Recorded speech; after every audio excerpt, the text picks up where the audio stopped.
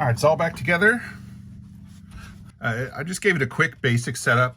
It intonated perfectly. You can see that with the bridge tipped forward, the low E is almost at the end of the run anyways, which tells me that the holes for it are probably just a little forward of where they really ought to be, that they should be just a little farther back. I need to be able to adjust the pickups up, but I'm gonna have to get the pick guard dremeled out because the treble side of the pickups literally won't come up any farther. So that's, like I said, that's just one of the hazards of a cheap guitar, is the parts are not always as carefully made as they should be. So these pickup cutouts just need to be enlarged just a tiny bit. But here I've got the choke off, the bridge and middle on, and the neck off.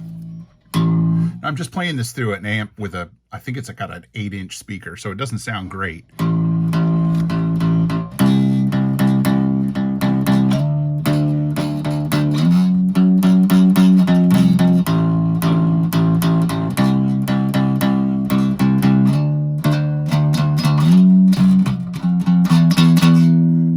That even if you play it right by the bridge, you get a really sharp attack.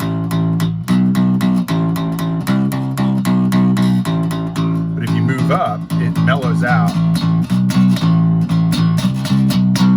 and it starts to sound a lot more like a regular bass.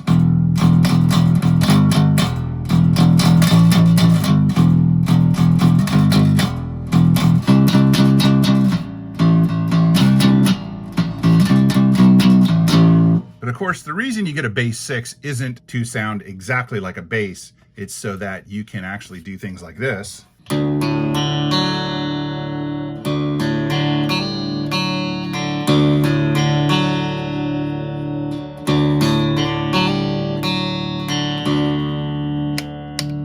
with the middle pickup off and the neck pickup on, has a really great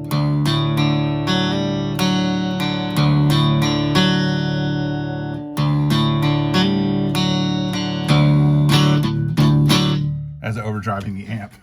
It can't handle that much signal. And kudos if you recognize that song. I'm not going to tell you what it is. You have to guess. Put it in the comments if you think you know what it is. There's the wang bridge, or the trem bar, and that is a press in. It is not threaded. So let's get that in there.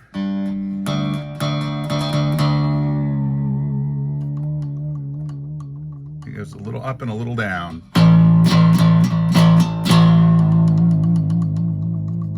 It's a little rattly, you know, but for as little as I'm probably going to actually use it,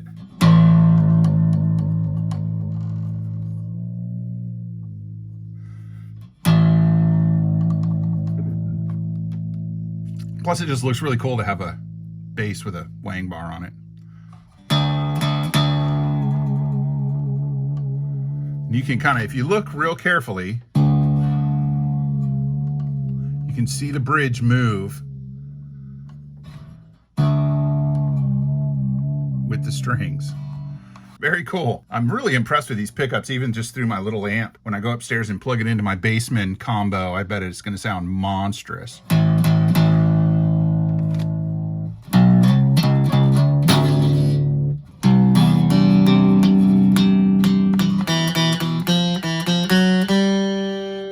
Definitely needs some nut work though, and a neck adjustment, which I'll do off camera. Anyway, it's been cool. Thanks for hanging out and checking out the upgrades that I made to this. I know you're probably thinking, why would anybody dump this much money into a cheap instrument? I'll tell you, actually, because I thought about that. Because between the bridge and the pickups, I've put as much into the guitar as the guitar cost.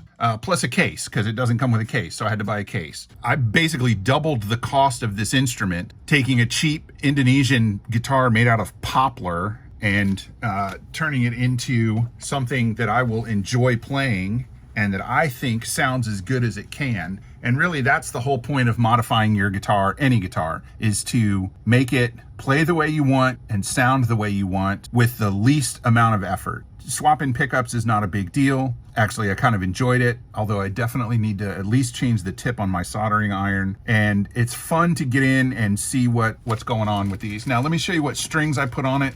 These are String Joy Signature. It's a set that I think they make this. I don't think I custom gauged this set, but it starts at a wound 24 for the high E and bottoms out at a 090 for the low E. Once again, this is a 30-inch scale instrument, and these strings sound so much better than the stock ones that came on it. The cheap strings that came on it were just terrible, and these strings are fantastic. So I'll continue to get my bass 6 strings from Stringjoy. I also get my 12-string sets from Stringjoy for my Rickenbacker 12 string because they have an unusual gauge set, and I can custom spec those. And I'll show you that when I come back and show you the changes, the upgrades that I've made to my Rick, which will be fun. That'll be another video. So make sure you click like and subscribe. That helps out. Leave a comment. I will do my best to answer any questions you might have. And once again, thank you very much to Lindy Fralin and your whole team